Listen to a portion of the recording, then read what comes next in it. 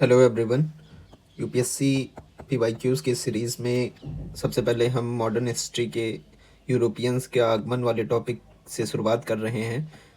Europeans का आगमन के इस टॉपिक से जो प्रश्नों की कुल संख्या पूछी गई है अभी तक यूपीएससी के एग्ज़ाम में, या कहें पिछले 10 सालों में, वो 4 क्वेश्चन अभी तक इस टॉपिक से पूछे गए हैं, जिसमें से 2 प्रश्न जो हैं वो वस्तुओं के आदान-प्रदान से संबंधित हैं और जो 2 प्रश्न हैं वो ब्रिटिश कारखानों की लोकेशन से संबंधित हैं। तो अब आपको एक यहाँ पर एक थीम मिलती हुई नज़र आती है कि आपको वस्तुओं का आदान-प्रदान, जो भारत से निर्यात होती थी वस्तुएँ या भारत में जो आयात होती थी वस्तुएँ, उनका ध्यान रखना है। इसके अलावा पुर्तगालियों के द्वारा कौन-कौन सी वस्तुएँ भारत में आईं, इस डचों के द्वारा कौन-कौन सी वस्तुएँ भारत में आईं, ईस्ट इंडिया कंपनी के काल में कौन-कौन सी वस्तुओं का निर्यात भारत से होता था, तो वो सारी चीज़ें आप ध्यान रख सकते हो। इस क्वेश्चन से, इस टॉपिक से ये इन्फॉर्मेशन आपको याद रखनी चाहिए। इसके अलावा एक मैप अपने सामने रख करके, मैप में कहाँ-कहाँ पर कारखाने स्थापित किए गए थे ईस्ट इंडिया कंपनी के द्वारा, इसके अलावा अन्य जो कंपनियाँ आई भारत में, तो उन्होंने कहाँ-कहाँ पर अपने कारखाने स्थापित किए, तो उन सब की लोकेशन आप मैप के माध्यम से अच्छे से समझ सकते हो। तो होपफुली आपने ऐसा कुछ किया भी होगा। अभी तो हम आपका टेस्ट लेते हैं और ये आपकी स्क्रीन पर 2018 का ये पहला क्वेश्चन आपको दिख रहा होगा और इस क्वेश्चन के लिए मैं आपको 40 सेकेंड्स का टाइम दे रहा हूँ और इस टाइम में इस क्वेश्चन को अटेम्प्ट करना है, ठीक है। तो क्वेश्चन मैं पढ़े दे रहा हूँ कि 18वीं शताब्दी के मध्य इंग्लिश ईस्ट इंडिया कंपनी के द्वारा बंगाल से निर्यातित प्रमुख पण्य पदार्थ, स्टेपल कमोडिटीज क्या थी। ईस्ट इंडिया कंपनी के द्वारा बंगाल से निर्यातित बताना है, मतलब भारत से बाहर जो जा रही थी वस्तुएं, स्पेसिफिकली बंगाल से, तो उन वस्तुओं में क्या क्या था ये आपको बताना है, ठीक है। जो भी आंसर है वो कमेंट बॉक्स में बताइए। यहाँ स्क्रीन पर चारों विकल्प दिखाए गए हैं। जो पहला विकल्प है उसमें अपरिष्कृत कपास, तिलहन और अफीम, दूसरे में चीनी, नमक, जस्ता और सीसा, तीसरा है तांबा, चांदी, सोना, मसाले और चाय, डी है कपास, रेशम, सोरा और अफीम। तो इसमें कह रहा है कि ईस्ट इंडिया कंपनी के द्वारा, ठीक है। तो होपफुली आपने कमेंट बॉक्स में बता दिया होगा। तो इसका जो सही उत्तर है वो है डी। सही उत्तर डी है इसका, कपास, रेशम, सोरा और अफीम, ठीक है। अब इसका एक्सप्लेनेशन समझते हैं कि जो कपास और रेशम है, कॉटन और सिल्क, ये उस समय बंगाल के सूती वस्त्र जो थे उनमें, मतलब कपास और रेशम का प्रयोग हो रहा था और ये पूरी दुनिया में मशहूर थे। जैसे ढाका की जो मलमल होता था वो बहुत महीन होता था और इसे एक अंगूठी से गुजारा जा सकता था, इतना मतलब बारीकी से बनाया जाता था। और ब्रिटिश यहाँ से कच्चा रेशम और तैयार वस्त्र ले जाकर यूरोप के बाज़ारों में भारी मुनाफे में बेचते थे। तो ये प्रोसेस था। यहाँ पर एक्सप्लेनेशन दिया हुआ है कि 17वीं शताब्दी में भारत ने विश्व को निम्नलिखित वस्तुएं निर्यात की, जिसमें चीनी, चावल जैसे खाद्य पदार्थ थे, कच्चे रेशम, नील, गन्ना, कपास और सोरा। सोरा का जो उपयोग था ये बारूद बनाने में होता था, या गन पाउडर। उस समय यूरोप में लगातार युद्ध चल रहे थे, इसलिए बंगाल के सोरे की मांग बहुत अधिक थी। बिहार और बंगाल इसके प्रमुख केंद्र थे सोरा के। अफीम जो था, ईस्ट इंडिया कंपनी जो बंगाल में अफीम की खेती करवाती थी, इस अफीम को वो चीन भेजते थे, जिसके बदले में वहाँ से चाय खरीदते थे और इसे ही त्रिकोणी व्यापार कहा जाता था। त्रिकोणी व्यापार, ट्रेंगुलर ट्रेड कहा जाता था इसे। तो इस तरीके से आप समझ सकते हो, कपास, रेशम, सोरा और अफीम, ये ऑप्शन सही है। जैसे अन्य ऑप्शन में देखो, जैसे जिंक है, जस्ता या सीसा और तांबा, कॉपर हो गया, और चांदी ठीक है। तो ये जो वस्तुएं थी इनका भारत में बहुत कम ये धातुएं थी, और वास्तव में अंग्रेज जो थे वो भारत में सोना और चांदी लाते थे, वो इंपोर्ट करते थे भारत में ताकि भारतीय सामान खरीद सके। ऐसा नहीं था कि वो इन्हें मतलब भारत से ये वस्तुएं निर्यात होती थी, ऐसा नहीं था, ठीक है। और इसी तरीके से विकल्प ए में है कि जो तिलहन है, ऑयल सीड्स, ये उस समय निर्यात नहीं किया जाता था, तो ऑयल सीड्स से आप इसको एलिमिनेट कर सकते हो। तो ए बी सी गलत है और डी सही है, ठीक है। यहाँ पर दिया हुआ है, आप पढ़ सकते हो, ठीक है।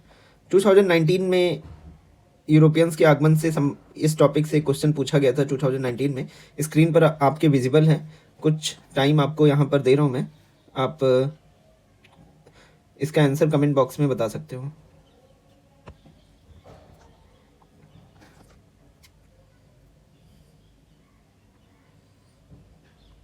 क्वेश्चन है कि निम्नलिखित में से कौन सा एक पादप समूह न्यू वर्ल्ड में कृषि योग्य बनाया गया तथा इसका ओल्ड वर्ल्ड में प्रचलन शुरू किया गया। न्यू वर्ल्ड में कृषि योग्य बनाया गया तथा ओल्ड वर्ल्ड में प्रचलन शुरू किया गया, ठीक है। फिर से क्वेश्चन पढ़े दे रहा हूं कि निम्नलिखित में से कौन सा एक पादप समूह न्यू वर्ल्ड में कृषि योग्य बनाया गया तथा ओल्ड वर्ल्ड में प्रचलन शुरू किया गया। तो होपफुली आपने कमेंट बॉक्स में बता दिया होगा इसका आंसर। इसका जो सही आंसर है वो है तंबाकू, कोको और रबड़। अब सब इस क्वेश्चन पर कुछ भी बताऊं उससे पहले आपको बता देता हूं कि ये न्यू वर्ल्ड और ओल्ड वर्ल्ड का मतलब क्या है। न्यू वर्ल्ड में जो है वो मतलब न्यू वर्ल्ड बेसिकली जो वर्ड यूज किया जाता है वो अमेरिका के कॉन्टेक्स्ट में वर्ड यूज किया जाता है, उत्तरी अमेरिका और दक्षिणी अमेरिका के लिए। जब 1492 में क्रिस्टोफर कोलंबस ने अमेरिका की खोज की तो फिर ये वर्ड उसी के बाद से ये प्रचलन में आया, न्यू वर्ल्ड। और ओल्ड वर्ल्ड जो वर्ड ये है, ये बेसिकली एशिया, अफ्रीका, यूरोप, इनके लिए ये वर्ड यूज किया जाता है। ओल्ड वर्ल्ड इस बात की ओर इशारा करता है कि यहाँ जो सभ्यताएं हैं, ये सभ्यताएं जो हैं ये हजारों सालों से विकसित थी ओल्ड वर्ल्ड में, तो इसीलिए ओल्ड वर्ल्ड यूज किया गया क्योंकि सभ्यताएं हजारों सालों से विकसित थी यहाँ पर इस लोकेशन में, यूरोप में, अफ्रीका में, एशिया में।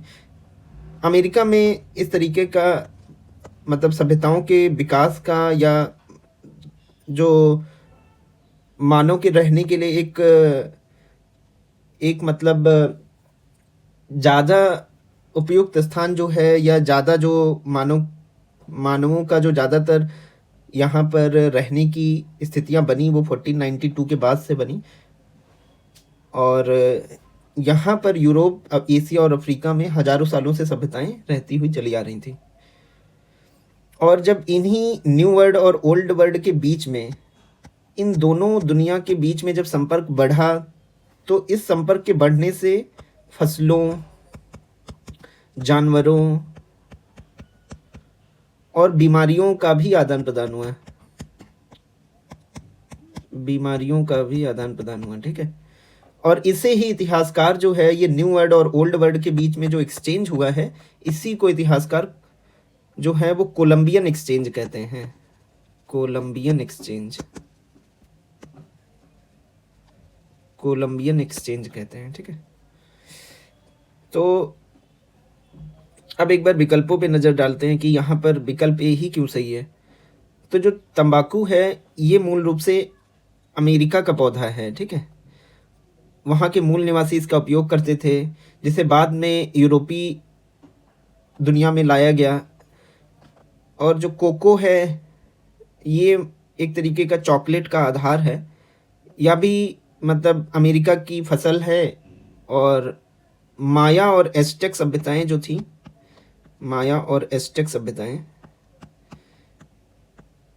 वो इस फसल को देवताओं का भोजन मानते थे, कोको को, ठीक है। रबड़ जो है वो भी अमेजन बेसिन से आया है रबड़।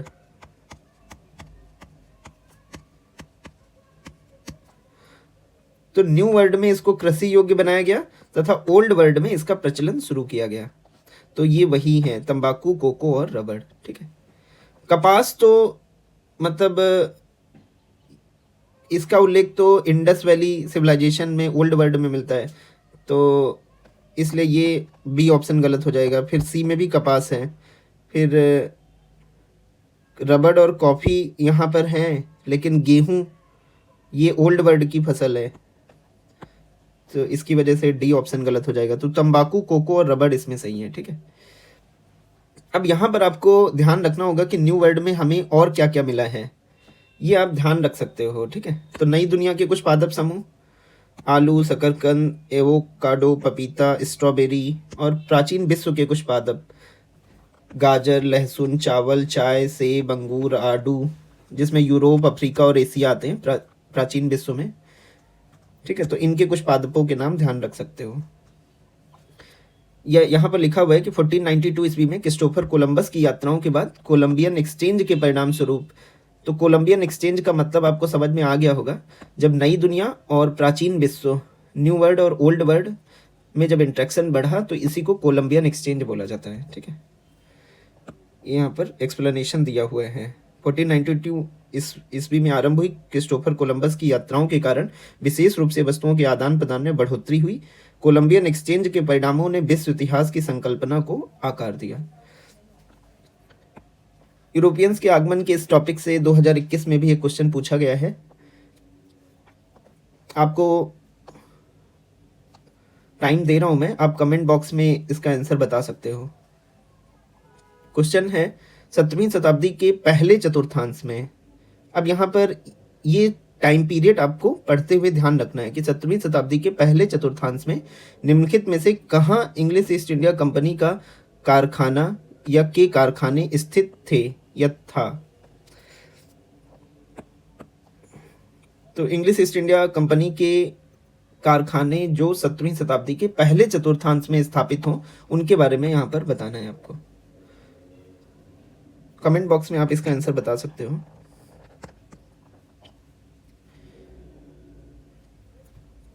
होपफुली आपने इसका आंसर बता दिया होगा। और एक बार क्वेश्चन देखते हैं कि क्वेश्चन क्या है। 17वीं शताब्दी के पहले चतुर्थांश, तो पहले इसका मतलब समझते हैं। तो 17वीं शताब्दी के पहले चतुर्थांश का मतलब हुआ कि जैसे 17वीं शताब्दी को ले लो, तो 17वीं शताब्दी का मतलब हुआ कि 1600 से 1700 या 16वीं शताब्दी। अब कह रहा है कि 16वीं शताब्दी के पहले चतुर्थांश में, तो 1600 से 1625 ये वाला जो टाइम पीरियड है इसमें कह रहा है। ठीक है। ये हो गया पहला चतुर्थांश हो गया। ठीक है। तो 16वीं शताब्दी के पहले चतुर्थांश में निम्नलिखित में से कहाँ इंग्लिश ईस्ट इंडिया कंपनी, जो इंग्लिश ईस्ट इंडिया कंपनी थी, वो 1600 से 1625 में कहाँ उसके कारखाने स्थित थे, ये बताना है।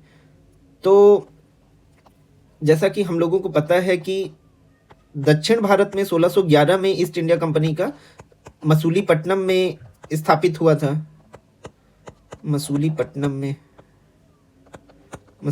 में स्थापित हुआ था। फिर 1613 में सूरत में स्थापित हुआ। ठीक है। ये चीज आपने स्टैटिक पोर्शन में आपने पढ़ रखा होगा। जो सूरत में स्थापित था यही इनका स्थायी कारखाना था। ठीक है। स्थायी कारखाना था। अब इसमें क्या कह रहा है कि 1600 से 1625 में तो ना तो इसमें मसूलीपट्टनम है और ना ही सूरत है, तो यहाँ पर फिर से बात रुक गई कि अब कौन सा ऑप्शन सही है। तो ऑप्शन 1 पे अगर गौर करो तो भरूच है। भरूच जो है वो, भरूच की लोकेशन आपको एक बार मैप में दिखाता हूँ। यहाँ पर है भरूच, और भरूच में जो ईस्ट इंडिया कंपनी ने अपनी फैक्ट्री स्थापित की थी, ये मतलब मान के चलिए आप सूरत, आगरा, अहमदाबाद और भरूच, इसमें ईस्ट इंडिया कंपनी ने 1619 तक यहाँ पर अपनी फैक्ट्रियां स्थापित कर लिया था। तो भरूच ऑप्शन तो सही है हमारा कि 1619 तक आगरा, अहमदाबाद, बड़ौदा और भरूच में कारखाने स्थापित कर लिए थे। तो ये भरूच ऑप्शन सही है। चिकाकोल के बारे में क्या है? चिकाकोल जो है वो आज का श्रीकाकुलम है, ठीक है। आज का जो श्रीकाकुलम है वही चिकाकोल है, ठीक है। और ये जो त्रिचनापल्ली है, यहाँ चिकाकोल और त्रिचनापल्ली दोनों में अंग्रेजों की जो उपस्थिति हुई है वो बाद में हुई है। मतलब 17वीं शताब्दी के पहले 25 सालों में नहीं हुई है। मतलब पहले चतुर्थांश में यहाँ पर चिकाकोल और त्रिचनापल्ली में फैक्ट्रियां स्थापित नहीं हुई थी। तो हमारा 2, 3 दोनों गलत हो गए। ऑप्शन 1 ए सही है, केवल 1, ठीक है। वो यहाँ पर मैंने दे दिया है और ये आप पढ़ सकते हो। 17वीं शताब्दी की पहली तिमाही के दौरान चिकाकोल क्षेत्रीय राजाओं के नियंत्रण में था। यहाँ ईस्ट इंडिया कंपनी का कोई कारखाना नहीं था।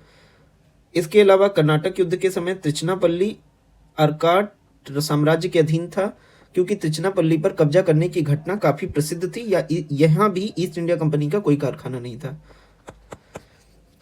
तो 2 और 3 गलत है, भरूच इसमें सही है, ठीक है, पहले चतुर्थांश में। तो यहाँ से एक थीम आपको मिलती है कि यूरोपियंस के आगमन वाले जो टॉपिक आप पढ़ोगे तो उसमें जो कंपनियां जो भारत में आई हैं उस दौरान, तो उनके कहाँ पर कारखाने स्थापित हुए हैं वो लोकेशंस आपको थोड़ा बहुत पता होना चाहिए, ठीक है। नेक्स्ट क्वेश्चन पे चलते हैं। 2022 में यह प्रश्न पूछा गया है कि भारतीय इतिहास के संदर्भ में निम्नलिखित कथनों पर विचार कीजिए।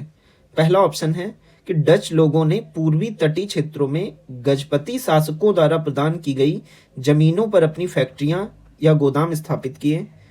दूसरा ऑप्शन है अल्फोंसो द अल्बुकर्क ने बीजापुर सल्तनत से गोवा को छीन लिया था। तीसरा ऑप्शन है इंग्लिश ईस्ट इंडिया कंपनी ने मद्रास में विजयनगर साम्राज्य के एक प्रतिनिधि से पट्टे पर ली गई जमीन के एक प्लॉट पर फैक्ट्री स्थापित की थी। अब ये 3 ऑप्शन हैं, मैं आपको टाइम दे रहा हूं, आप सही आंसर कमेंट बॉक्स में बता सकते हो। ऑप्शन आपके सामने है।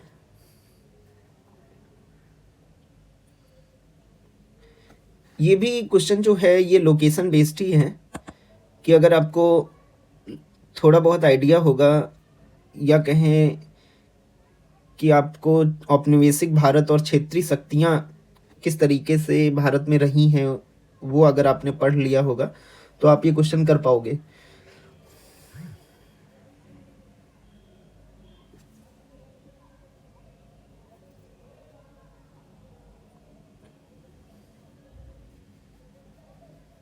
अब इसमें जो स्टेटमेंट 1 है इस पर गौर करते हैं, ठीक है। स्टेटमेंट 1 कह रहा है कि डच लोगों ने पूर्वी तटीय क्षेत्रों में गजपति शासकों द्वारा प्रदान की गई जमीन पर अपनी फैक्ट्रियां या गोदाम स्थापित किए।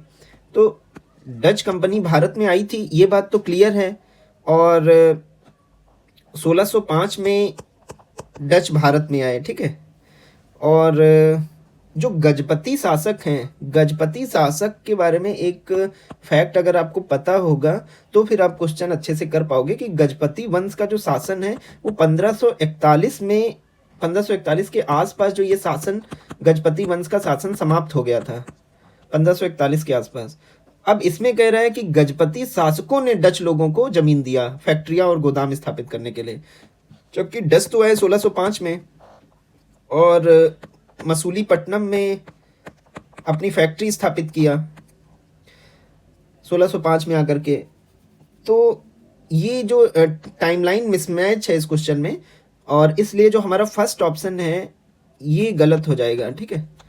तो पहला गलत, तो आंसर हमारे सामने है बी, इसमें करेक्ट आंसर है। मतलब स्टेटमेंट 2 और 3 सही है।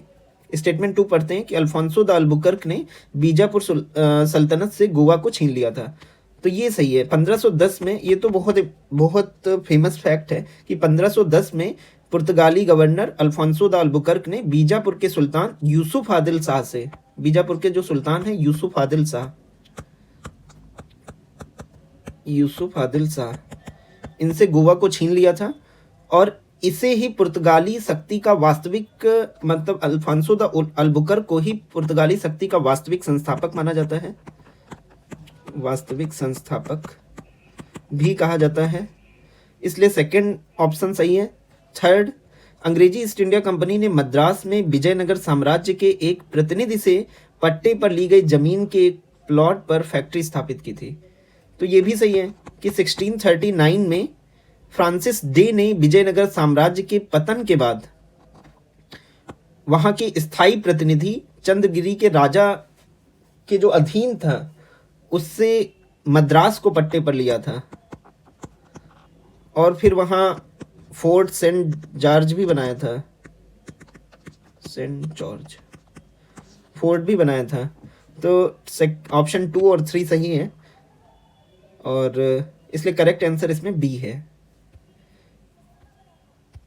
ठीक है, तो होपफुली आपको ये यूरोपियंस के आगमन वाले इस टॉपिक में जो 4 क्वेश्चन पिछले 10 सालों में पूछे गए हैं ये आपको क्लियर हुआ होगा। तो इस टॉपिक से मेन जो आपको प्रीलिम्स के लिए ध्यान रखना है वो वस्तुओं का आदान प्रदान क्या हुआ है, इस पर आपको ज़्यादा गौर करना है, और ब्रिटिश कारखानों की जो लोकेशन है, ब्रिटिश कारखानों की या जो अन्य कंपनियां हैं उनकी भी जो लोकेशन है इस पर आपको ज़्यादा ध्यान देने की ज़रूरत है। ठीक है, यहाँ लास्ट में मैंने मैप में भारत में यूरोपीय व्यापार केंद्रों को दिखाया है, ये आप थोड़ा सा ध्यान रख सकते हो। ठीक है, तो आज के सेशन में इतना ही, और मिलते हैं नेक्स्ट सेशन में। और नेक्स्ट सेशन में हम किसी एक न्यू टॉपिक के साथ जो भी यूपीएससी में PYQs आए हैं उन पर डिस्कशन करेंगे। ठीक है, थैंक यू।